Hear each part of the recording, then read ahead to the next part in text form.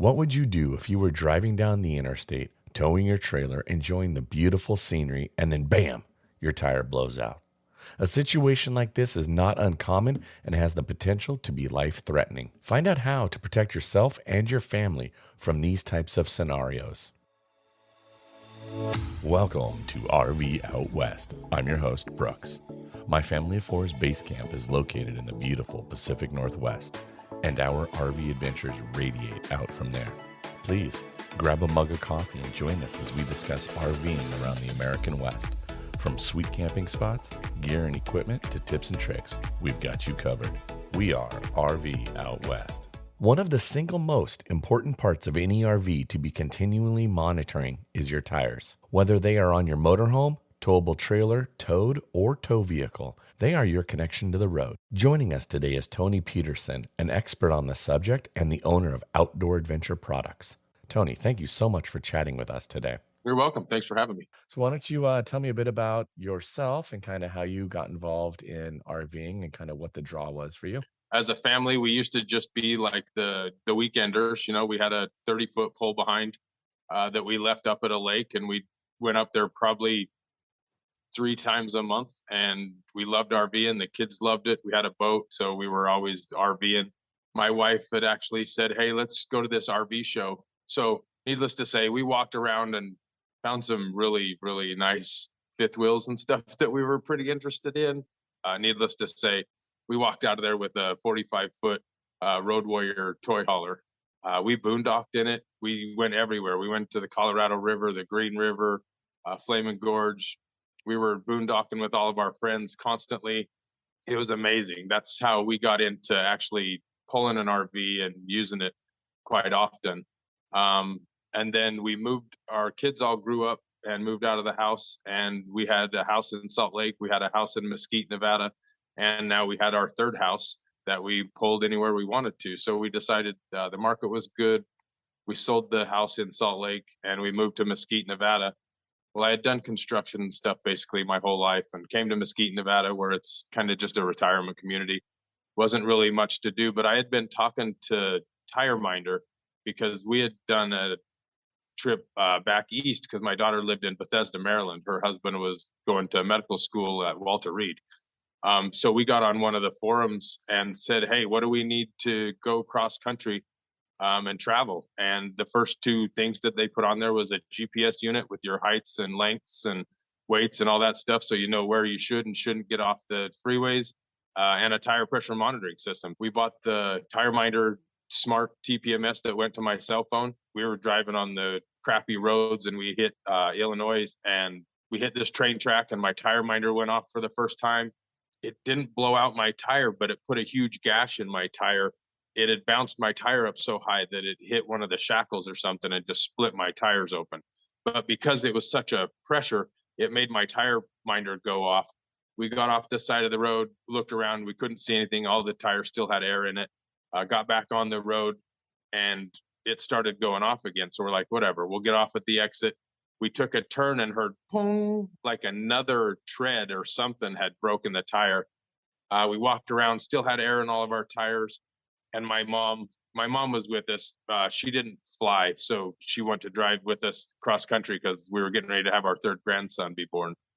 Anyway, I hear this, "Oh goodness." My mom's on the other side, and she comes and says we have to look at it. And there was literally a 4-inch gash in one of my tires. So first experience with the Tire Minder, it saved my butt. We've used it so much that I had contacted Tire Minder and talked to him for about 8 months, and they let me know that they were doing a rally in Gillette, Wyoming, and asked if we'd like to come. So my daughter and I and my wife drove up to Gillette, Wyoming, paid for our whole trip, didn't know anything about it. The day the rally opened up, we went to start selling products, and I was so excited to be able to sell these products. And the show started, and then I thought, well, I've never sold anything in my life. How am I going to sell these? So I actually just told my story, and people listened to me because they were RVers. And it was amazing talking to people and letting them know my experiences, and not selling them a product that I was even making money off of, selling them a product that I used and was very comfortable with, and that it saved my bacon. Halfway through the show, the CFO came to me and said, "We're going to give you a distributorship." So at that point, I thought, wow, that's cool. We got done doing this show. We left the show. And then I thought, well, is Tire Minder a great company? Who am I going to be backing up? Because I had went to that show and all of a sudden found out that there were a handful of tire pressure monitoring systems out there in the market. So I did my own research. I checked the goods and the bads, everybody's tire pressure monitoring system. Way more goods on the Tire Minder, and the customer service that they give out to people was just amazing.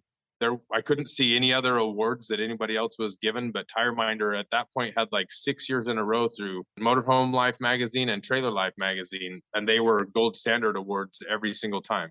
So I ended up knowing that that was the right company for me because I help people. My wife doesn't necessarily like it all the time because she just knows that one of these times I'm going to get hurt because I just love helping people. So that's kind of a gist of it. So now my wife and I, she's a healthcare consultant. She travels and works on the road, plus does the shows with me. And we travel around and experience the goods and bads of RVing. That's awesome. I think most people know what a tire pressure monitoring system is, but I want to have you just give me a kind of high level overview. What is TPMS? And then why is it something that RVers, whether they're in a motorhome or have a towable or a dinghy or a tote or whatever it might be, that's something that they should strongly consider if they don't already use one, why they should? That's a great question. And the other thing is you say that, most people know what a TPMS is. They really don't. Your tires are the foundation of your house as you're driving down the road. So, I mean, it's like not having homeowners insurance. Those really are a big part of your stability on pulling your house across the country. Even if you're just a weekender, you pull into the gas station, you don't know the guy that just did construction and swept out his back of his truck or got in something and dropped you a nail. You just filled up to get on your day to go on a great trip. And literally 20 minutes, 40 minutes down the road, you could be parked and totaled your vehicle and or possibly hurt or killed yourself. We actually just experienced like 3 weeks ago, we were driving through Laramie, Wyoming, and our truck tire fell off, rim and everything. We do our due diligence. I carry around my wrenches to make sure that all my lugs are tight, make sure that they're cranked to specs. But I didn't do it this time because we had literally just left a GMC dealership having our brakes checked. So the due diligence to make sure that your tires are the best that you can make them be. Obviously, no TPMS system is going to be able to prevent you driving over something and blowing up your tire immediately, but they can prevent you from picking up something and gradually losing your tire pressure and then blowing something up on the road that could have been preventable. Why do you need TPMS? And I show a little clip of a video of a Class A pulling a little F-150 down I-10 in New Orleans. Driving down, nice, beautiful day, just passing this semi truck, blows out the front driver's side tire, and it didn't take 8 seconds for him to be in the median sideways, and the truck and the motorhome are flipped on its side, and that's just from one tire blown out. My truck experience was probably one of the scariest things we've done. We're pulling a 45-foot trailer, and the rear tire comes off. And when we ended up coming back by there, we videotaped the grooves in the road. And I literally went 4 feet to the left, 8 feet to the right, 4 feet back to the left. And had I slammed on the brakes or done the stuff that I shouldn't have done to make my trailer squirrely, we could have killed ourselves, could have killed somebody next to us. So talking about this and learning more and more safety tips from other RVers that have done this eons and eons longer than me help, because then I get to also pass that information on to other people to help them out. So I know personally from all the experience I've had from people talking and me preaching it back to people, I know helped save us in the accident that we had 3 weeks ago. Can I ask you this? So, because this is really interesting information. So, what I'm curious about is what's the relationship between temperature and pressure? And so, how do you take that information that your TPMS is giving you to go, oh, I should probably pull over now to get in front of an issue? That's a great question. And the good thing about the Tire Minder product itself is all of your parameters are already set in there. So, a lot of the tire pressure monitoring systems, you actually have to set your highs and your lows and your temperature settings. Well, probably 98% of the people out there don't have a clue. So they're just going to set it at what they think. So having it already set in there is really nice for the Tire Minder product. But obviously, depending on where you're at and your weight is going to be the different friction that's going to come on your tires. So you're going to have sun on one side of the rig usually all the time. So that side's always going to be higher. But let's say, for instance, you're pulling a tow vehicle. You have a Class A and you're pulling and you hit a bump or you do something and your brakes lock up on your tow vehicle now because something happened in your braking mechanism. Well, you're never going to know it in a Class A. You're going to pull those 4 tires. You're just going to drag them down to nothing.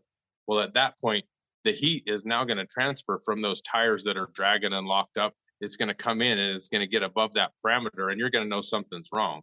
At that point, it's probably going to show you anywhere from 2 to 4, depending on how many brakes you've got locked up. So you're going to be able to see the heat difference on there. Once it gets to 167 degrees Fahrenheit on the Tire Minder product, your alarm's just going to immediately go off.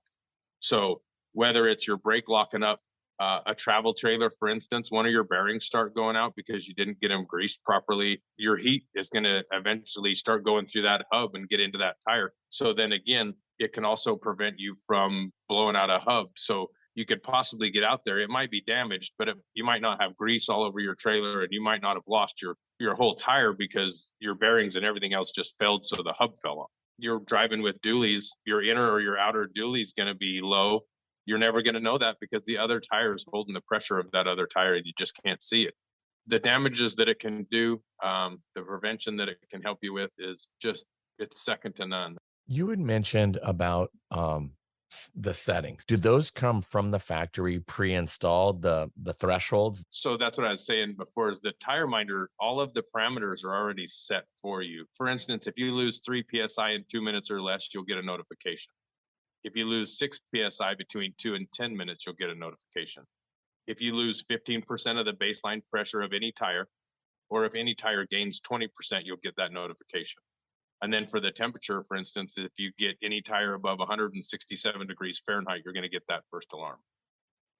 So all of those are already preset, where basically all of your other monitoring systems, you put in what you want. So the newer systems with Tire Minder, even, you don't even have to set what it is. For instance, the i10 and the A1AS, when you screw that transmitter on, it sets your baseline immediately to what it is. So your front tires, say, are 90, your back 2 tires are 105. They're all set to those baseline numbers of whatever the PSI is in that tire. And then your parameters all go off of whatever each tire says. But you can also, if you go to change the pressure in any tire, say you want to start adding pressure because you're going to start putting more weight in there, it's as easy as hitting a button and bringing that baseline up or down to whatever you need it to be. This actually begs another question I have. My tire pressure, my max PSI is 60, 65. I can't remember. It's 60 or 65. It's right in there. I should be at 60, 65 cold, knowing that once I start going down the road, that might become 75 or, whatever, 10, 15 more PSI. Right. But they're rated for that. So you're going to obviously want your tires to be aired up. If I'm completely going to a big FMCA show where I have a ton of product, I'm almost maxed out at my cold pressure when I leave, just because you don't want it sagging and you want it to be able to hold as much as you can. Right. Okay.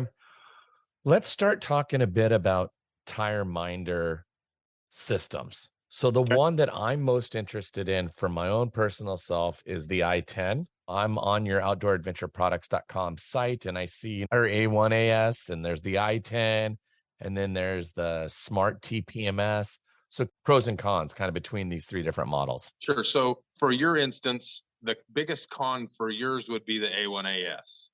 It's a 5.5-inch monitor. So you're going to have some big spot to put this big monitor on your dash of your truck, where you possibly already have a GPS unit and whatever else. So it's a huge monitor. And if you're only monitoring 4 tires and not doing your truck, that thing was going to show you up to 22 tires all at the same time. So that one's a little big and overkill. So that one would show you 4 on the top section, 4 on the bottom section. Again, it's pretty big. The A1AS also has Bluetooth capabilities, so you can also see it on another screen on your cell phone or a tablet or whatever else. So it has Bluetooth capabilities in it as well. I personally went with the smart unit. We didn't know anything about it. The A1AS and the i10 weren't around. It was just the regular A1A, which it was like every other monitor out there now where you're just looking at one tire at a time and it would toggle through everything. But the smart one I got because I just used my phone and I didn't have to have another screen on my dash. So I can always have it on my phone, and it comes with what's called a Bluetooth adapter, and that's what you're going to see when you're looking at it. That little black thing is the Bluetooth adapter. So Mm-hmm. that changes the 433 megahertz into a Bluetooth and then sends it to your phone. So that Bluetooth adapter is actually your alarm. That's what goes off. And then you can have your phone on Google Maps, you can have it on Pandora, you can have it doing whatever else, but it's still got the app running in the background of your phone. So all you have to do is bring that app back up and it's going to show you what the problem is. So if my alarm ever goes off, I just bring my app up and it tells me what my problem is. And where Then do I you don't mount have- that Bluetooth? Sorry for interrupting. It doesn't even have to be mounted. I've got like a little magazine spot right next to my driver's seat that it just Yep. sits into it because you don't Okay. have to look at it. All you have to do is hear You it. just have it close to your phone and hear it. Okay. And it's low energy Bluetooth. So, I mean, it's 20 something feet. So it's not going to matter where it's at in your truck. You're going to be able to be connected to it. The smart one is great for somebody that doesn't want anything else on their dash or is just okay not having it on a monitor. The i10 now, it's going to show you two different screens. It'll show you up to 10 tires on the first screen, and then it'll toggle every 5 seconds and show you up to another 10 tires on the other screen. And that one can just toggle back and forth between your truck and your trailer, or a Class A and a tow vehicle. So every 5 seconds, it'll just toggle back and forth. Whatever screen it's on, if it's on your travel trailer screen, something happens with your truck, it's going to go back up to that truck screen and show you which tire it is. That one also has another feature in it. It can have a front one or a front two, and it can have a rear one or a rear two. So you could actually have multiple trailers or multiple vehicles that you actually used it with, and you wouldn't have to delete them and take them off. You would just go over to that next one that had those other transmitters hooked up, and say you had a boat trailer and a travel trailer. You could do rear one and rear two, rear one being your travel trailer, rear two being your boat trailer. So then you wouldn't have to take the transmitters off. You'd just go rehook up and you'd be ready to go. One other question I wanted to get into with you was to talk about the differences in the transmitters. I see there's brass transmitters, aluminum transmitters, and then flow-through transmitters. So the brass and TireMinder, again, is the only company that does brass or aluminum. So the aluminum it's just for a corrosion factor. So if your, say, tow vehicle on your Class A has the tire pressure monitoring systems in it already and has the aluminum stems on it, that's the only reason we're going to use aluminum. Everything else out there is just going to be brass. That's the only reason why they do aluminum. But like I said, TireMinder is the only company that actually makes the two different types. So if you have another brand and say you have that tire pressure monitoring system and you leave it on your car for a long period of time, you're going to want to put some anti-seize cream or something on there so that you don't seize those two different metals together. So that's why TireMinder has the difference between the brass and the aluminum. So it's to match the valve stems. Correct. Got it. Okay. The flow throughs are just, they have the transmitter on them and they have another stem so that you could actually add air through the transmitter and not have to take the transmitter off. So you could just leave the transmitter on there, unscrew the little valve stem cap that's on top of it, and it's going to have an external valve stem. And then you could just fill it through the transmitter instead of taking the transmitter off. Okay. They're a little pricier. Yeah, but I mean, they're $15-ish more, right? Correct. Yeah, Yep. I mean, that's not super pricey. So that's the only difference between the brass, the aluminum, and the flow throughs. The flow throughs, you're probably not going to want to do it on like a tow vehicle. You're going to want it on a heavier duty or stem because it is a little bit bigger. So it will have that more strain as you're flying down the road. Is there anything that you feel like I should have asked you that I didn't ask you? At Outdoor Adventure Products, we also carry a line of portable air compressors, which is another really good thing to have for that system.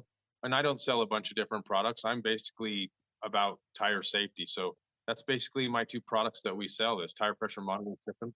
And I'm a huge fan of the Viair air compressors. I can completely vouch for them. It was one of the first things I got, and I was like, I don't know if I'm going to need this.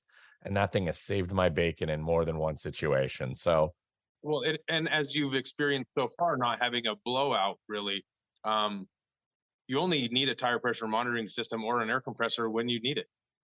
Right. But the point of having it when you need it is the key. Yeah.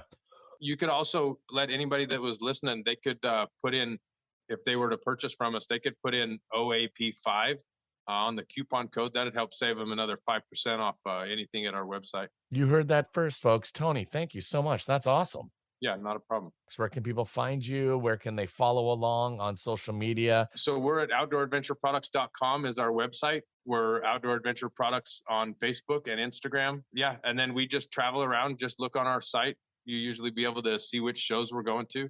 And then the other thing about Tire Minder products, if you purchase a Tire Minder product and you turn in your warranty card, Tire Minder gives you free batteries and O-ring replacements every year for your product. So you don't ever have to go buy batteries for your transmitters or anything.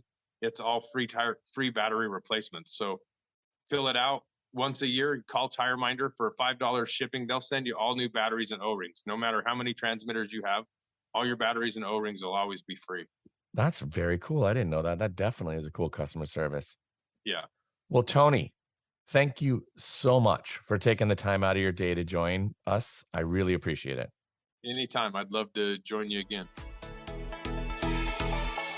This informative episode really helped me to understand more about tire pressure monitoring systems and how they can help us RVers and why they are important. Thank you so much for listening. To help the show grow, please share with your RVing friends and family about this podcast.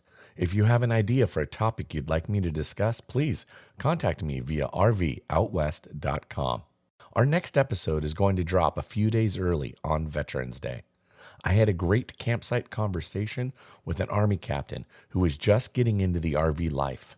We talked about his story, his plans, and this is going to be a special episode that I'm really looking forward to sharing with you all. Now, get out there, explore, and go see what's beyond the horizon. Thanks so much for listening to RV Out West. Join us again in 2 weeks with our next episode. Please like and subscribe to our podcast on iTunes or wherever you choose to get your podcasts so you never miss an episode. And I sure would appreciate if you left a rating or a review of the show. Special thanks to Scott Holmes Music for providing the intro song, We Are One. RV Out West can be found on Instagram and Facebook, where you can interact with us and follow along on our RV adventures around the Pacific Northwest. So get out there, explore, and go see what's beyond the horizon.